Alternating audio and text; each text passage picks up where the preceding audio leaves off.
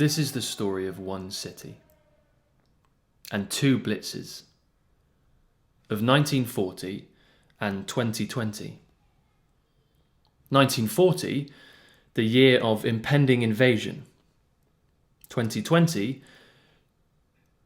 the year of perfect vision. Well, let's see what we can see now the smoke has started to clear. Look at your watch. I'm serious, look at your watch. Now rewind it. Past Theresa May. Past Dizzy Rascal. Past the London Olympics. Past Tony Blair. Past rave music. Past Mrs. Thatcher. Past punk. Past Morecambe and Wise. Past the 3-day week. Past the Beatles breaking up. Past some people being on the pitch thinking it's all over. Past ABBA Fan. Past John Osborne. Past sewers. Past the end of rationing. Past brief encounter. Past the exhaustion of a 6-year war won. Past all the past that all of us can remember. And set your watch to 1940. When the skies over London were filled with planes, dropping death and destruction, and an enemy's desire to break the will of the people, night after night, wave after wave, plane after plane, bomb after bomb. Parallel after parallel. Yes, right here, right now, in the curve-flattened days of a peak that has passed, days when our herd immunity to bullshit and bluster has been hardened by the death of way too many people, let's draw a crass parallel between what was then and this is now. Between an evil man and a non-sentient virus. There is no equivalence, of course, but stories need villains.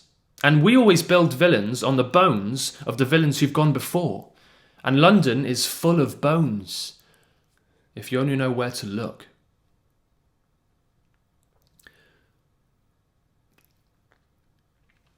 Hitler resolves to break the will of the British people and targets the capital.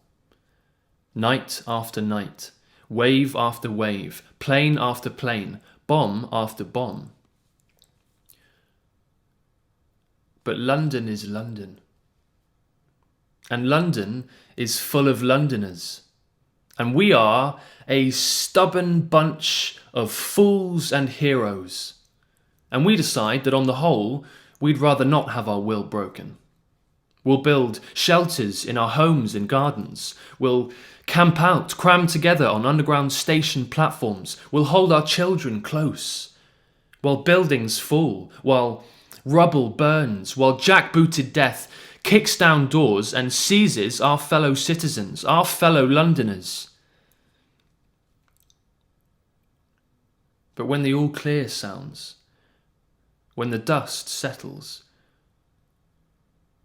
we'll dig the bodies from the rubble and bury them with the dignity that explosions and flames and falling walls mock. Because we are London, and you can't break us. Not then, not now. Not now. Not now.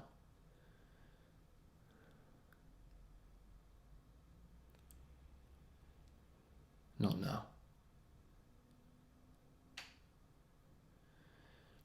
And let's clear up the crassness of our parallel.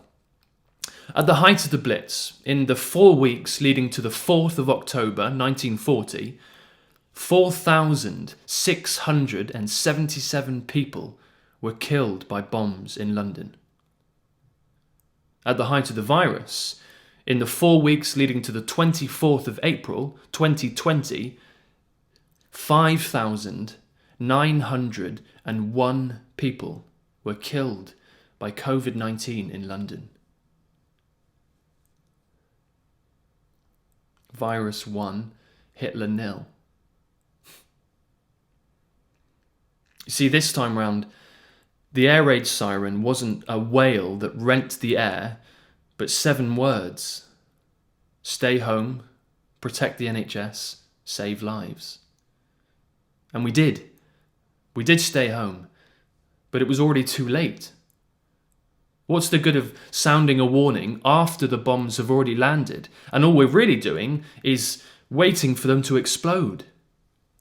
And they did explode. While we all sheltered, while we all cowered, while we all nervously asked after friends and family and casual acquaintances. And now, like then, the bombs fell in specific locations. Only in this strange new world, we came to discover that locations aren't just places. This time round, the bombs fell on the old. Health workers, ethnic minorities, those with underlying health conditions, care home residents, bus drivers, and those with less money and no bolt holes to scurry to in Durham.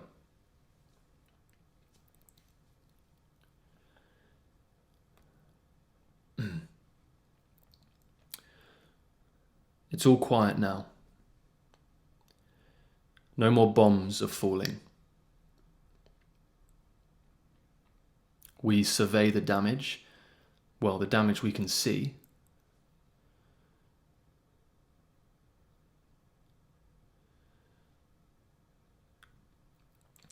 All those years ago, back then, after the war ended, after the hard-won peace started, as London dusted itself down and rebuilt itself, unexploded bombs would be found. Bomb disposal teams would be sent in. Most of the time, they knew enough to make the bombs safe, but sometimes they couldn't.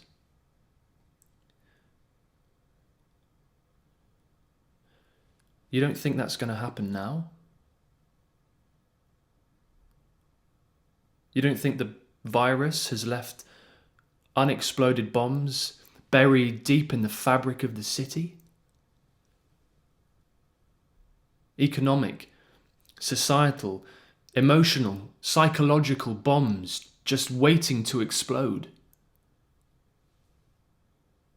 And our bomb disposal experts aren't going to be able to make all of them safe because we don't even know where most of them are or how deep they're buried.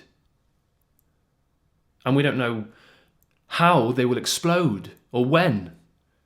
We'll just wake up in the days and weeks and months and maybe even years to come to find a restaurant boarded up, a business collapsed, a job gone, a career ended, a relationship imploded, a family shattered, a mind overwhelmed.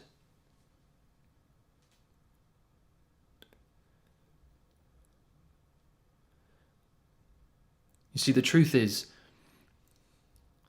after any conflict, there is the damage that's been done and the damage that's waiting to be done. That's where we are now, waiting for the damage.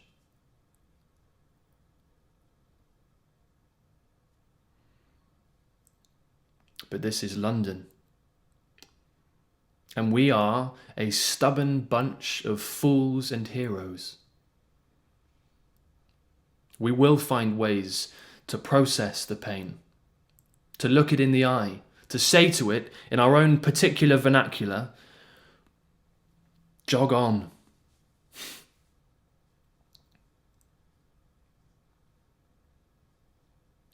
Sometimes the only way to defeat the darkness is to walk towards it and embrace it.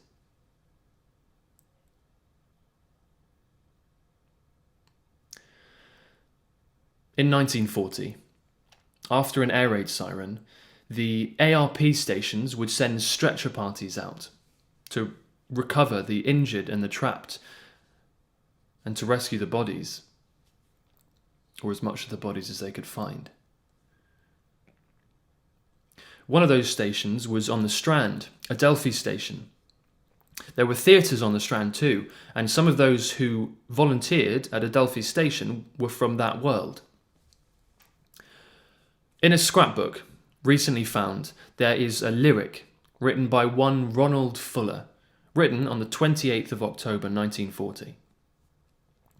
Not many people have seen Mr. Fuller's words in the last 80 years, and no one has heard them until now. So, sit back, relax, and enjoy a collaboration between then and now.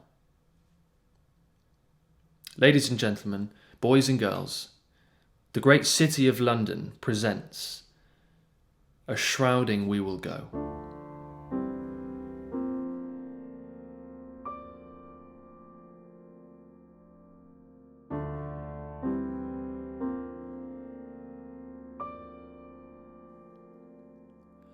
Oh, we'll take care of Mother, we'll look after Uncle Joe.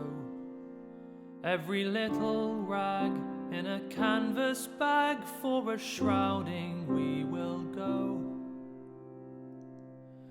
A shrouding we will go, and a shrouding we will go. Each man Jack in a sterilized sack, for a shrouding we will go.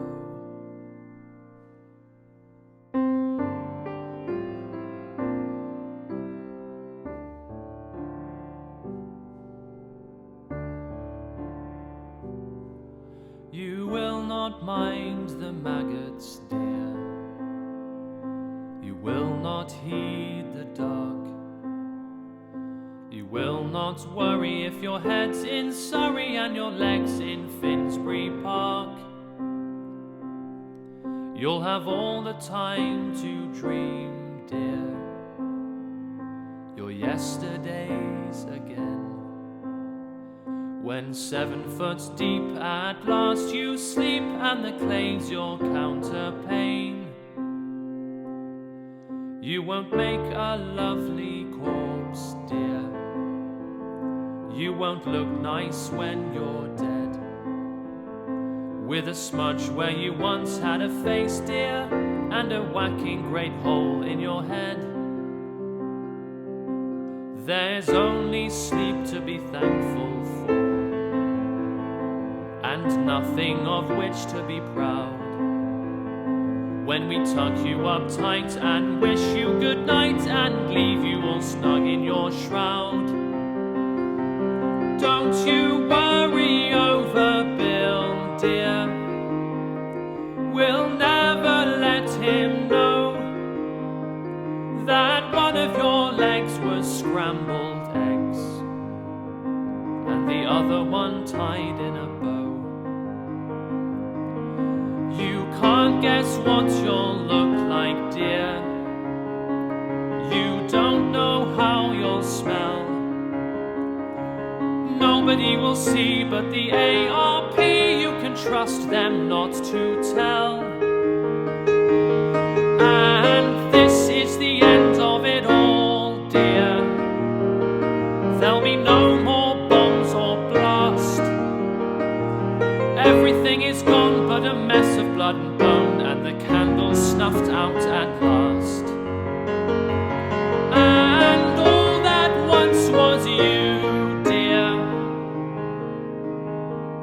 the grave has taken back. All that remains of the terrors and pains is bundled in a canvas sack.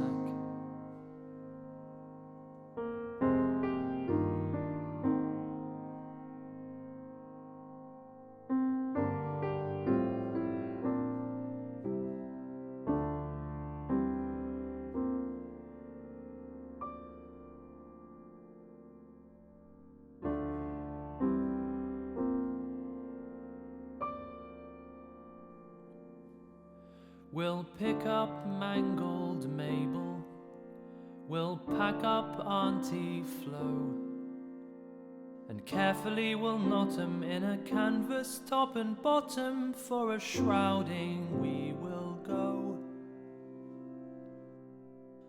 A shrouding we will go, and a shrouding we will go, and collect unpleasant pieces of the cousins, aunts and nieces. For a shrouding we will go.